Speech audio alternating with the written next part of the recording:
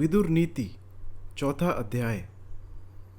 विदुर जी कहते हैं, इस विषय में दत्तात्रेय और साध्य देवताओं के संवाद रूप इस प्राचीन इतिहास का उदाहरण दिया करते हैं। यह मेरा भी सुना हुआ है। प्राचीन काल की बात है। उत्तम व्रत वाले महाबुद्धिमान महर्षि दत्तात्रेय जी परमहंस रूप से विचर रहे थे। उस समय साध्य देवताओं ने उनसे पूछा। साध्य बोले, महर्षि, हम सब लोग साध्य देवता हैं। आपको केवल देखकर हम आपके विषय में कुछ अनुमान नहीं कर सकते। हमें तो आप शास्त्र ज्ञान से युक्त, धीर एवं बुद्धिमान जान पड़ते हैं। अतः हम लोगों को विद्वत्तापूर्ण अपनी उदार वाणी सुनाने की कृपा करें।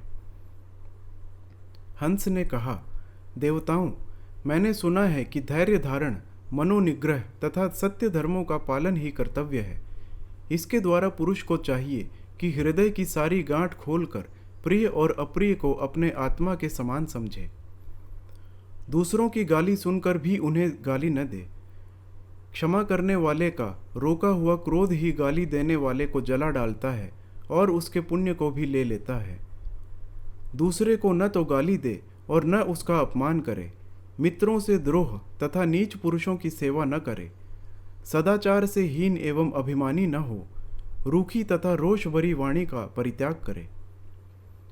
इस जगत में रूखी बातें मनुष्यों के मर्म स्थान, हड्डी, हृदय तथा प्राणों को दग्ध करती रहती हैं। इसीलिए धर्मानुरागी पुरुष जलाने वाली रूखी बातों की सदा के लिए परित्याग कर दे। जिसकी वाणी रूखी और स्वभाव कठोर है, जो मर्म पर आघात करता और वाग्बाणों से मनुष्य को पीड़ा पहुंचाता है, उसे ऐसा समझना चाहिए कि वह मनुष्यों में महादरिद्र है और वह अपने मुख में दरिद्रता अथवा मौत को बांधे ढो रहा है। यदि दूसरा कोई इस मनुष्य को अग्नि और सूर्य के समान दग्ध करने वाले तीखे वाग्बाणों से बहुत चोट पहुंचाए, तो वह विद्वान पुरुष चोट खाकर अत्यंत वेदना सहते हुए भी ऐसा समझे कि वह मेरे पुण्यों को पुष्ट कर रहा है। जैसे वस्त्र जिस रंग में रंगा जाए वैसा ही हो जाता है, उसी प्रकार यदि कोई सज्जन, असज्जन, तपस्वी अथवा चोर की सेवा करता है तो वह उन्हीं के वश में हो जाता है, उस पर उन्हीं का रंग चढ़ जाता है। जो स्वयं किसी के प्रति बुरी बात नहीं कहता, दूसरों से भी नहीं कहलाता, बिना मार खाए स्वयं न तो किसी को मारता है और न दूसरों से ही मरवाता है, मार खाकर भी अपराधी को जो मारना नहीं चाहता, देवता भी उसके आगमन की बाट जोहते रहते हैं। बोलने से न बोलना अच्छा बताया गया है, किंतु सत्य बोलना वाणी की दूसरी विशेषता है, यानी मौन की अपेक्षा भी दूना लाभप्रद है। सत्य भी यदि प्रिय बोला जाए तो तीसरी विशेषता है, और वह भी यदि धर्म सम्मत कहा जाए तो वह वचन की चौथी विशेषता है। मनुष्य जैसे लोगों के साथ रहता है, जैसे लोगों की सेवा करता है और जैसा होना चाहता है वैसा ही हो जाता है।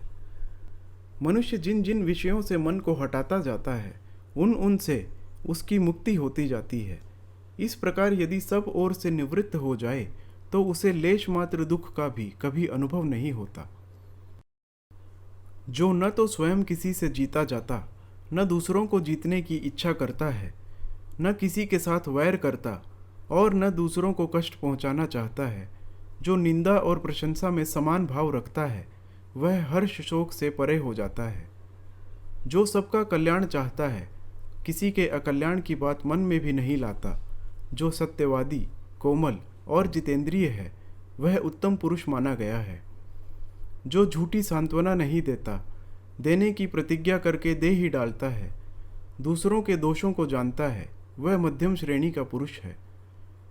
जिसका शासन अत्यंत कठोर हो, जो अनेक दोषों से दूषित हो, कलंकित हो, जो क्रोधवश किसी की बुराई करने से नहीं हटता हो, दूसरों के किए उपकार को नहीं मानता हो, जिसकी किसी के साथ मित्रता नहीं हो तथा जो दुरात्मा हो, ये अधम पुरुष के भेद हैं। जो अपने ही ऊपर संदेह होने के कारण दूसरों से भी कल्याण होने का विश्वास नहीं करता, मित्रों को भी दूर रखता है, अवश्य ही वह अधम पुरुष है। जो अपनी उन्नति चाहता है, वह उत्तम पुरुषों की ही सेवा करे। समय आ पड़ने पर मध्यम पुरुषों की भी सेवा कर ले, परंतु अधम पुरुषों की सेवा कदापि न करे। मनुष्य दुष्ट पुरुषों के बल से, निरंतर के उद्योग से, बुद्धि से तथा पुरुषार्थ से धन भले ही प्राप्त कर ले, परंतु इसमें उत्तम कुलीन पुरुषों के सम्मान और सदाचार को वह पूर्ण रूप से कदापि प्राप्त नहीं कर सकता। धृतराष्ट्र ने कहा, विदुर, धर्म और अर्थ के नित्य ज्ञाता एवं बहुश्रुत देवता भी उत्तम कुल में उत्पन्न पुरुषों की इच्छा रखते हैं। इसीलिए मैं तुमसे यह प्रश्न करता हूँ कि महान उत्तम कुल कौन है? विदुर जी बोले, जिनमें तप, इंद्रिय संयम, वेदों का स्वाध्याय, यज्ञ, पवित्र विवाह, सदा अन्नदान और सदाचार, ये 7 गुण वर्तमान हैं, उन्हें महान उत्तम कुल कहते हैं। जिनका सदाचार शिथिल नहीं होता, जो अपने दोषों से माता पिता को कष्ट नहीं पहुंचाते, प्रसन्न चित्त से धर्म का आचरण करते हैं तथा असत्य का परित्याग कर अपने कुल की विशेष कीर्ति चाहते हैं, वे ही महान कुलीन हैं। यज्ञ न होने से, निंदित कुल में विवाह करने से, वेद का त्याग और धर्म का उल्लंघन करने से उत्तम कुल भी अधम हो जाते हैं। देवताओं के धन का नाश, ब्राह्मण के धन का अपहरण और ब्राह्मणों की मर्यादा का उल्लंघन करने से उत्तम कुल भी अधम हो जाते हैं। ब्राह्मणों के अनादर और निंदा से तथा धरोहर रखी हुई वस्तु को छिपा लेने से अच्छे कुल भी निंदनीय हो जाते हैं। गौओं, मनुष्यों और धन से संपन्न होकर भी जो कुल सदाचार से हीन हैं, वे अच्छे कुलों की गणना में नहीं आ सकते। थोड़े धन वाले कुल भी यदि सदाचार से संपन्न हैं तो वे अच्छे कुलों की गणना में आ जाते हैं और महान यश प्राप्त करते हैं। सदाचार की रक्षा यत्नपूर्वक करनी चाहिए। धन तो आता और जाता रहता है। धन क्षीण हो जाने पर भी सदाचारी मनुष्य क्षीण नहीं माना जाता, किंतु जो सदाचार से भ्रष्ट हो गया उसे तो नष्ट ही समझना चाहिए।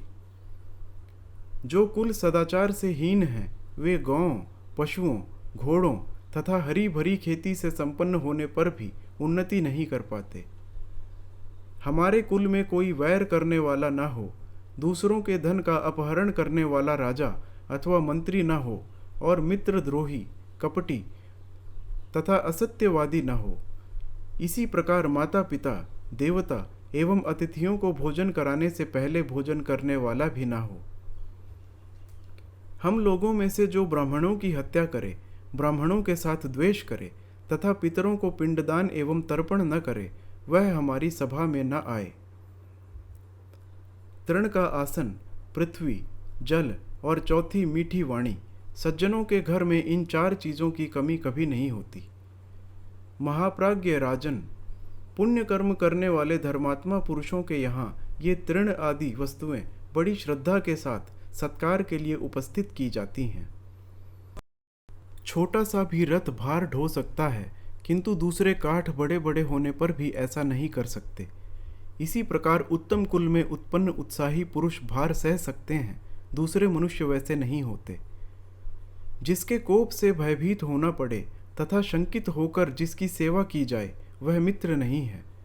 मित्र तो वही है जिस पर पिता की भांति विश्वास किया जा सके, दूसरे तो संगी मात्र हैं। पहले से कोई संबंध न होने पर भी जो मित्रता का बर्ताव करे, वही बंधु, वही मित्र, वही सहारा और वही आश्रय है।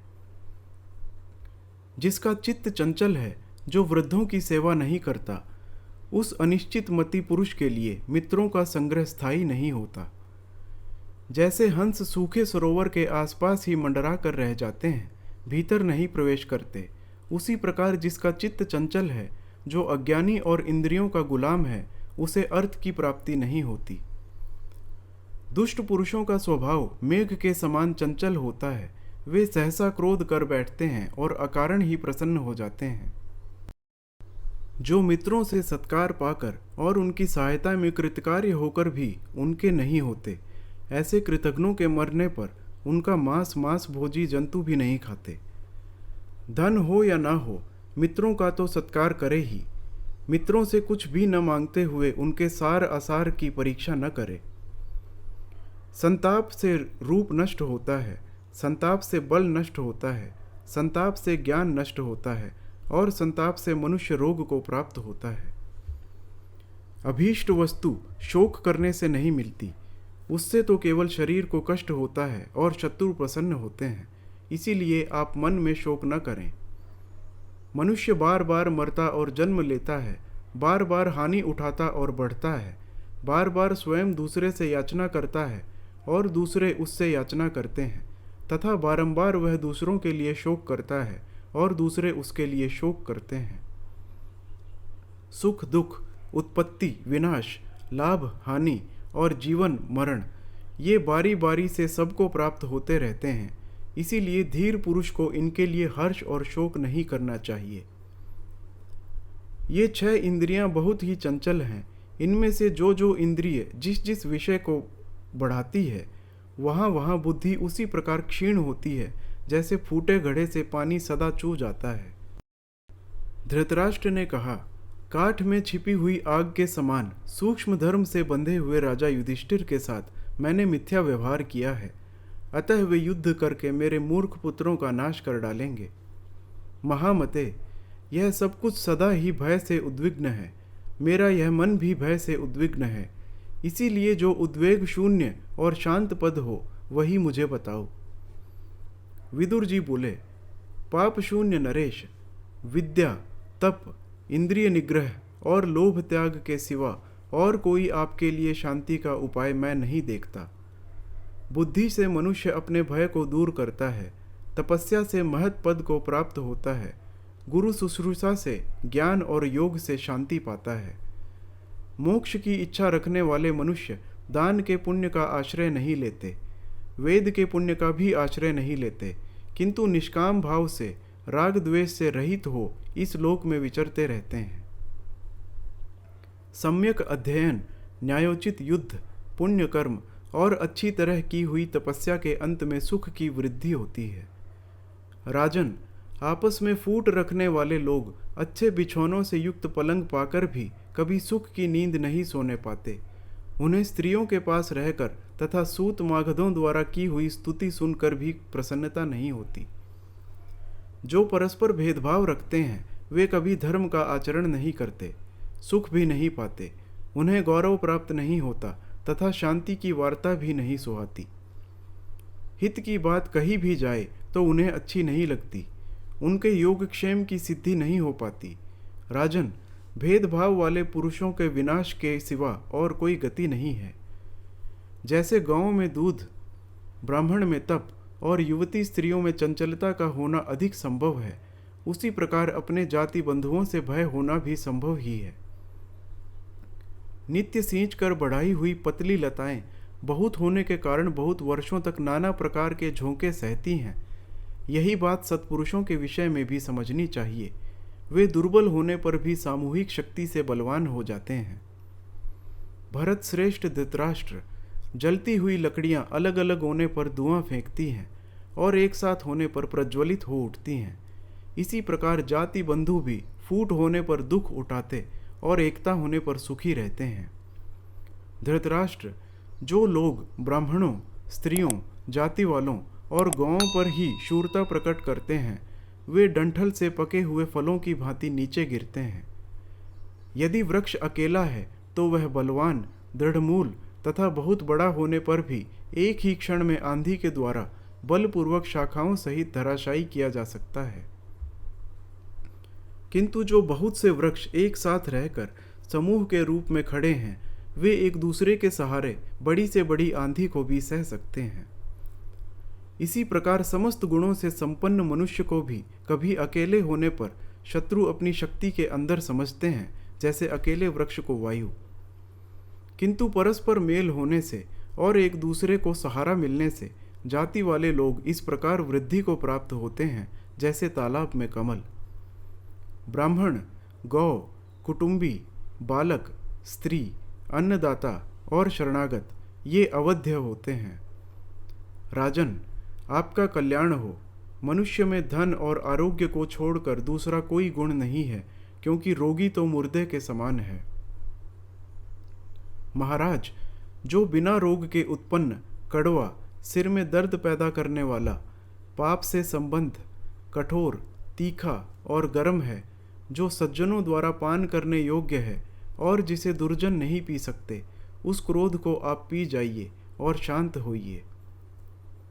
रोग से पीड़ित मनुष्य मधुर फलों का आदर नहीं करते, विषयों में भी उनको सुख या सार नहीं मिलता। रोगी सदा दुखी रहते हैं, वे न तो धन संबंधी भोगों का और न सुख का ही अनुभव करते हैं। राजन, पहले जुए में द्रौपदी को जीती गई देखकर मैंने आपसे कहा था, आप द्यूत क्रीड़ा में आसक्त दुर्योधन को रोकिए। विद्वान लोग इस प्रवंचना के लिए मना करते हैं, किंतु आपने मेरा कहना नहीं माना। वह बल नहीं जिसका मृदुल स्वभाव के साथ विरोध हो। सूक्ष्म धर्म का शीघ्र ही सेवन करना चाहिए। क्रूरतापूर्वक उपार्जन की हुई लक्ष्मी नश्वर होती है। यदि वह मृदुलतापूर्वक बढ़ाई गई हो तो पुत्र पौत्रों तक स्थित रहती है। राजन, आपके पुत्र पांडवों की रक्षा करें और पांडु के पुत्र आपके पुत्रों की रक्षा करें। सभी कौरव एक दूसरे के शत्रु को शत्रु और मित्र को मित्र समझें। सबका एक ही कर्तव्य हो, सभी सुखी और समृद्धशाली होकर जीवन व्यतीत करें। इस समय आप ही कौरवों के आधार स्तंभ हैं। कुरुवंश आपके ही अधीन है। तात, कुंती के पुत्र अभी बालक हैं और वनवास से बहुत कष्ट पा चुके हैं। इस समय आपके यश की रक्षा करते हुए पांडवों का पालन कीजिए। कुरुराज, आप पांडवों से संधि कर लें, जिससे शत्रुओं को आपका छिद्र देखने का अवसर ना मिले। नरदेव, समस्त पांडव सत्य पर डटे हुए हैं। अब आप अपने पुत्र दुर्योधन को रोकिए।